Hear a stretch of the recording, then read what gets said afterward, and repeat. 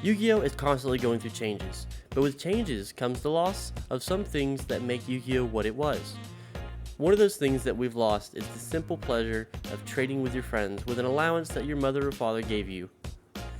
With only $30 a week and the heart of the cards, I'll be trying to slide into competitive success. With the goal of topping a regional, we'll have to gain the cards we need with a little bit of friendship and a lot of luck. So join me in this week's episode of Yu-Gi-Oh! Playground Edition. In terms of our choices for starting our journey, I think we have two.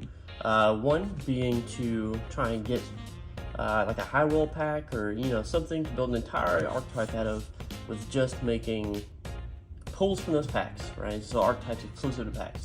I thought that would give us too high of a chance in the beginning to not pull anything, and have nothing deck. So we went with the next sensible approach, which would be 3 structured decks. We chose Red Dragon Archfiend, baby. I think Fire King is a little too high rolly for us because with the ban list coming and how strong the archetype is and everything. Plus, Resonators have a huge ceiling where you can go Bestial, Red Dragon Archfiend, and you can go. Let's see, there's a Horse package you can play with it. Those kind of things. So since we have 3, I don't see a point in opening all 3. We're just going to open the 1, go over the cards, and then we'll get to building. There it is. Apologies on the glare. Resonator. It's going to be one of the best cards in the deck, I believe. And open that off screen. Alright, let's go over. We got Soul Resonator. This card's super good. It's a great starter. Normal special summon, add a level 4 lower fiend. Also, you can't special summon for this turn to Dark Synchro monster, but it's fine. You can actually search Skullmeister once we get to that point. Vision Resonator, another really good card. This is good, just an extender. The man himself, Red Dragon Archfiend. Red Rising Dragon, probably the best card in the deck. Level 6, that's not once per turn. Everyone's king, unplayable. Red Supernova Dragon, we may play it, it's a little unplayable. Hot Red Dragon Archfiend King Calamity, the problem card himself. Scar Dragon Archfiend, which is actually really good. That's for all of our synchros. We got Bone Archfiend, probably going to be a 3 of. Dark Resonator, probably not going to play. Creation Resonator, Synchro Resonator, going to play that. Red Resonator for time, baby.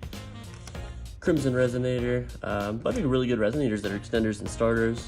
Vice Dragon, Battle Fader, probably not going to play those. Red Sprinter, Red Warg, Wandering King Wildwind, which is actually a really good way of placing Nibiru. Probably going to play that. Phantom King, Magical King Moonstar, this is actually a pretty decent card. While you control a tuner, you can just summon it, it's an extender, and then on summon, you can target a card you control in your graveyard and copy its level. Backjack, maybe we'll play that. Hot Red Dragon Archfiend Assault Mode, definitely not playing that. Assault Beast, not playing that. Sire Reflector, Firing Escator, maybe with the Dawnwalker here, but the Supe the Supe package is better. Nessie, Chupacabra, Witch of the Black Forest, actually probably gonna play 3 of this. Now we're on to the spells. Absolute Power Force. Target, Battle Trap, no thank you. Crimson Guy, probably going to be a 3 of in the beginning. Resonator Engine, requires in the graveyard setup, so probably won't end up playing this, but maybe. Resonator Call, instant 3 of. Resonator Command, let's see. Discard 1 Resonator monster, add 1 level 4 lower Fiend monster from your deck to your hand. This could be fine if we open too many of the wrong one to search, but I don't know, it's a little conditional. Burning Soul requires, we may end up playing this. It's a little bad to be honest, but Pot of Extravagance, we will play in the beginning just for consistency, but it does kind of have a chance of banishing all of our Red Rising Dragon, which would be pretty off. Fiendish Golem, target 1 monster on the field with 2 more attack, banish it into the end phase next turn. And if you control Red Dragon Archfiend or Synchro monster, you can set 1. Fiendish Chain. That might not actually be bad. Red Zone. When your opponent activates a card or effect, what you control. Oh yeah, this is the negate, the continuous negate. Definitely play that. King Synchro. Probably won't play that. Red Rain. Red Rain's pretty good. You get to just banish the entire field. Time to stand up. Probably won't play that. Fiendish Chain might actually play 3 of, which is kind of funny. Powerful Rebirth. Assault might activate. There's the root. Like unironically a good card. Starlight, good card. Red Archfiend Abyss, really good. Archfiend Bane, really good. And Red Nova Dragon for a boss monster.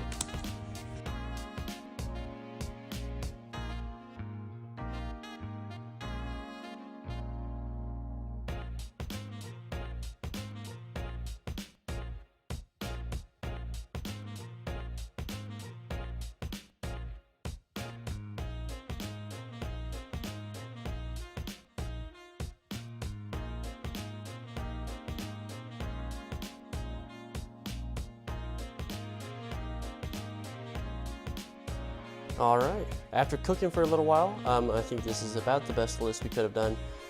There are some cards that aren't quite as efficient as I'd like to be, but that's okay because this is just a structure deck to start with. We'll make improvements along the way.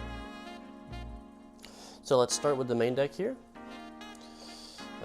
We'll do 3 Soul Resonator. I think this is pretty much a no-brainer. This is one of the best starters in the deck. You just summon the Foolish. We're doing 3 Vision Resonator. This is really cool. It searches out a spell trap. This is one of your main extenders as well. One of the cool interactions that this card has is with another card in the deck. I'll get that when we get there. 3 Crimson Resonator. One of the best cards in the deck, honestly. Just summon back with Red Rising and your whole engine's online. It's pretty great.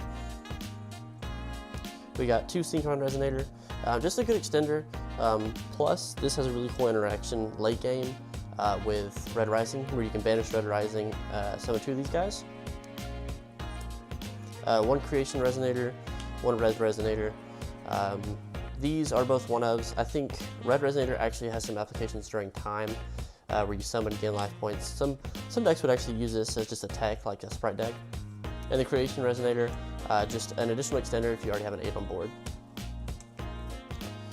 That's all for the Resonator tuners. Let's go with one of our best level 4s, 3 Bone Archfiend. This card's great. I like targeting itself, raising the level to 5, and then now you have a 5 on board for Vision Resonator. 3 Wandering King Wildwind. This card's pretty great too. It pretty much just summons itself if you have any Synchron or Resonator on board. So it's, get your whole engine online, get you on a Red Rising Dragon. And then 3 Witch of the Black Forest. I see some lists foregoing this card, but it's too free. If you have any Resonator that summons itself, then you just normal summon this. You can search one of the Resonators that are an intrinsic summon, so it gets around the restriction. And I feel like it's just too good not to pass up right now.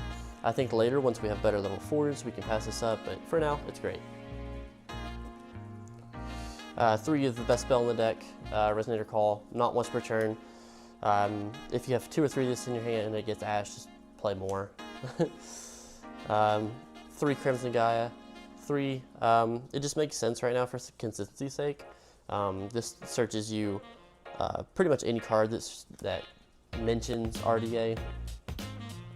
So for now, 3 makes sense. And the last of the spell is going to be 3 Resonator Command.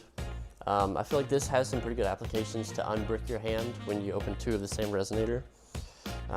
So this, I think, is just going to be a good consistency booster, plus just add any missing piece. Now for our traps portion, 1 Red Zone, of course, for the big guy to summon him back. And then we're going to play 2 Fiendish Golem. I think this has pretty good applications in most decks, because it's just anything over 2,000 attack. I do have a small concern with decks like Runic or anything that doesn't summon high attack monsters. So like Runic Stun just won't summon anything big and makes this card dead. And then we're going to go with 3 Tears with Overroot.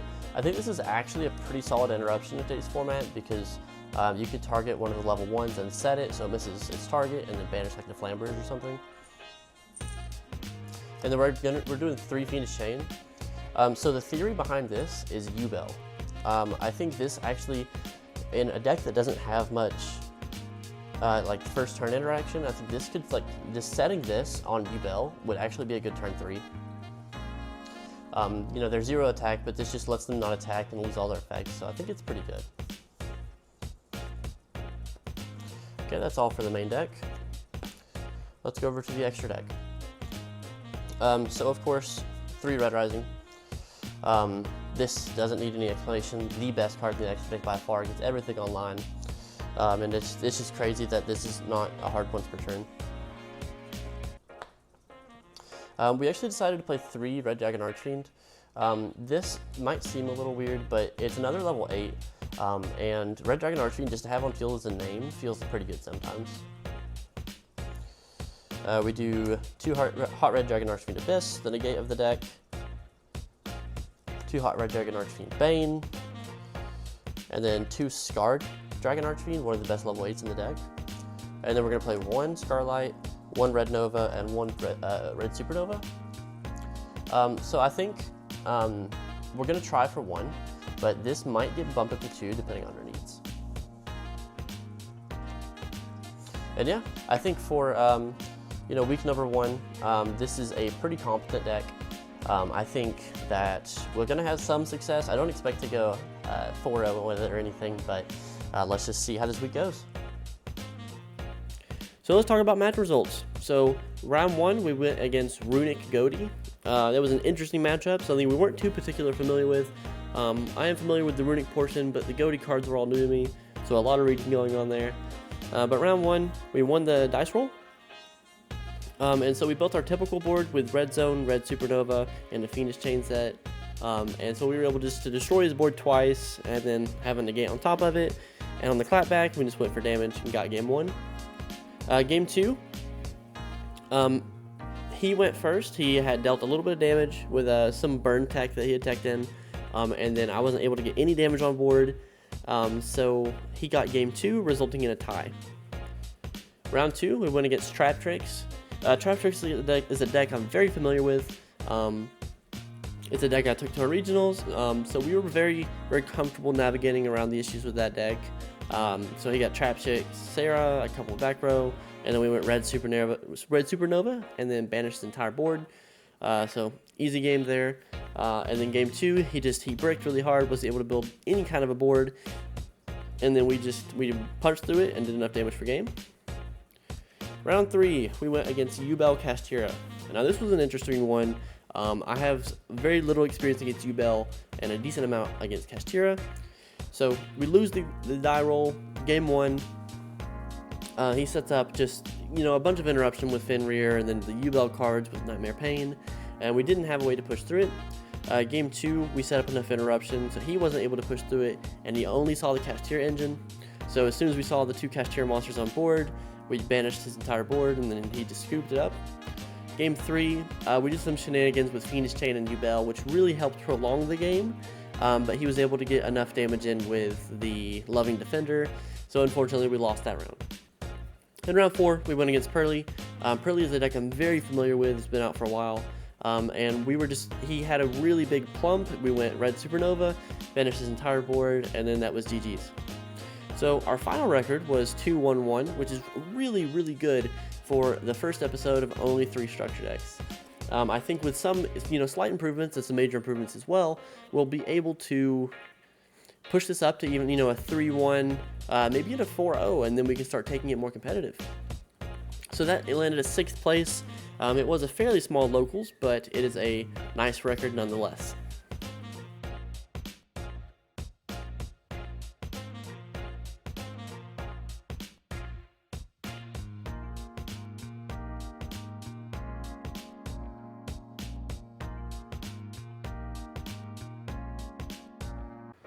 And that concludes episode 1 of Yu-Gi-Oh! Playground Edition.